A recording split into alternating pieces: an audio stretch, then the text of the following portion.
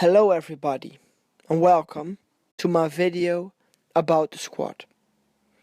The aims of this video are to analyze my squat, to compare my squat with a decent one, and to give some advice in how I could improve my squat. When we take a look at my squat, it is clearly viewable that I cannot reach the correct amount of depth. I think it is therefore valuable to analyze the technical model of my squat. When we look at my trunk position, it is clear that it is almost parallel to my tibia and that my spine is staying neutral in the deepest position. Furthermore, the bar pattern of my squat is quite okay. As you can see, the barbell is moving in a straight downwards and upwards pattern. This means my movement is fluent and I have a good triple extension. If the hips or knee did not move in the same rhythm, the bar would not be able to move straight.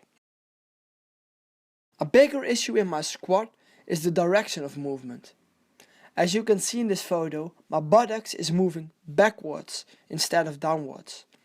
In this position, it would be almost impossible to reach greater depth and maintaining balance. The center of mass would shift behind my center of support and I would fall down. This is mostly due to the fact that I'm performing a high bar squat where it is important to keep the upper body horizontal. Another problem in my squat is the pelvis movement. If I could squat more like the athlete in this video, I would be able to reach the correct amount of depth while maintaining balance. This athlete has clearly moved his pelvis more downwards instead of backwards and can achieve depth. This is because his center of mass is staying above the center of support. If we look at this athlete from a rear point of view, we can clearly see how he is able to move his pelvis downwards. He is pushing his knees outwards and moves the knees more lateral to the heel. In this way, he creates room at the hip joint and he can move his pelvis better. For me, that would be a good cue. Try to push my knees more outwards.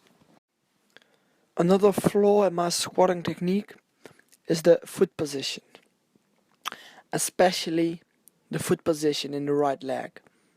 As you can see on the video, my right foot is rotated externally and is deviating from the stance of the left leg, which is also a little bit rotated externally, but no more than 5 to 10 degrees, which is recommended in the different kind of literature. The problem with this type of stance is that my center of mass is shifting a little bit to the left, as you can see in the video, and that there is occurring a valgus in the knee, in the right knee, during the ascent.